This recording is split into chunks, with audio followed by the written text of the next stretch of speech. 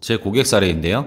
10억을 어머님에게 증여를 받았습니다. 원래는 증여세를 2억 4천만 원이나 내야 되거든요. 증여세를 단돈 9천만 원만 냈습니다. 1억 5천만 원을 안 낸 거죠. 어떻게 가능했을까요? 제가 그 방법을 알려드리겠습니다. 끝까지 시청 바랍니다. 제 고객은 남양주에 사시는 50대 여성분이셨어요. 이분이 어머님이랑 오랫동안 떨어져 사셔가지고 연락이 안 됐었거든요. 왜냐면 젊었을 때 어머님이 반대하시는 그런 결혼을 하셔가지고 그 다음에 이제 연락이 끊겼다고 해요. 남편이랑 혼인신고만 하시고 사신 거죠. 어머님이랑 연락도 안 하고 거의 수십 년 동안 연락이 끊겨가지고 서로 왕래를 안 했던 거죠. 어머님이 연세가 한 70대 정도 되시다 보니까 따님이 많이 보고 싶으셨나 봐요. 그래가지고 이제 연락이 왔던 케이스입니다. 오랜만에 모녀가 상봉한 거죠. 한 수십 년 만에 결혼하고서 이제 거의 처음이다시피 해가지고 이렇게 다시 뵙게 됐는데, 그동안 어머님이 사업을 하셨는데 그 사업이 굉장히 잘 됐다고 합니다. 어머님이 한 10억 정도를 딸한테 물려주고 싶다. 그래서 따님인 제 고객이 이 돈을 어떻게 받는 게 제일 좋을지 문의가 온 겁니다. 제가 현금 10억을 어떻게 받는 게 좋을까 말씀드렸는데요.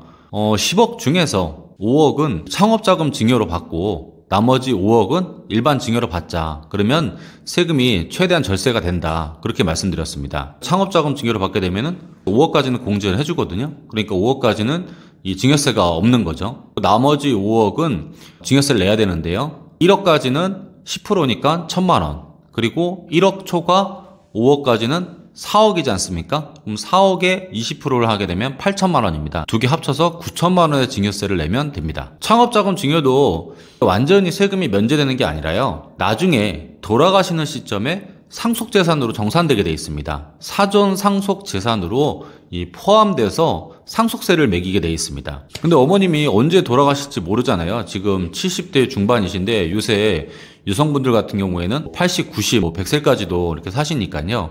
일단은 10억을 주고 싶다고 하시니까 받아야 되지 않습니까? 그래서 받은 겁니다. 나중에 상속재산에 포함되더라도 이 어머님이 만약에 아버님이 살아계신다 그러면은 10억까지는 상속세가 없고요. 또 아버님이 먼저 돌아가셨다 그래도 5억까지는 상속세가 없습니다. 사전 증여재산으로 이 창업자금 증여받은 게 5억이 포함된다고 할지라도 나중에 만약에 어머니께서 10년, 20년 후에 돌아가신다 그러면은 5억만 상속을 해준다. 전에 증여했던 거. 5억만 사전 상속재산에 포함돼서 됐다 그러면은 상속세도 없는 것입니다. 창업자금을 하게 되면은 따님이 창업을 해야 되거든요. 따님이 창업 뭐 할 게 있냐 여쭤봤어요. 그랬더니 자기가 글 쓰는 걸 좋아하고 시라든가 수필 같은 거를 전부터 써왔다고 하시더라고요. 그래서 본인은 출판업을 좀 하고 싶다고 그렇게 말씀하셨습니다. 그러면 출판사를 차리면 되겠다. 출판사 같은 경우에도 창업자금 증여에 해당되는 업종이거든요. 창업자금 증여를 받게 되면은 정해진 업종이 있습니다. 제조업이라든가 건설업이라든가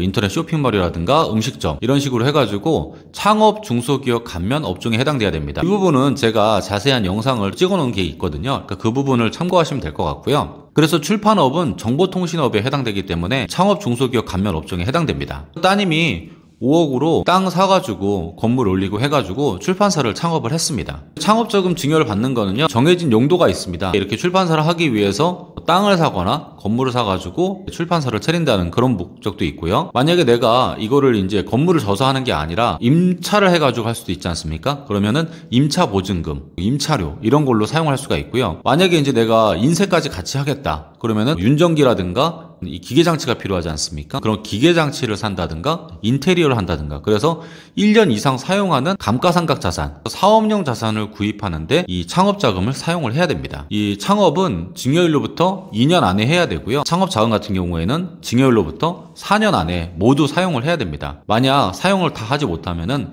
그 부분에 대해서는 증여세를 내야 됩니다. 정리하겠습니다. 창업자금을 활용하면은 5억까지는 공제를 받기 때문에 증여세가 없습니다. 5억 넘는 50억까지는 10%로 세금을 냅니다. 창업자금 증여 같은 경우에는 나중에 상속재산에 포함돼서 정산하게 되어 있습니다. 창업자금 잘 활용하게 되면은 증여세를 절세할 수가 있습니다. 오늘 제 정보가 도움이 됐다 그러면은 구독과 알림 설정 부탁드리겠습니다. 감사합니다.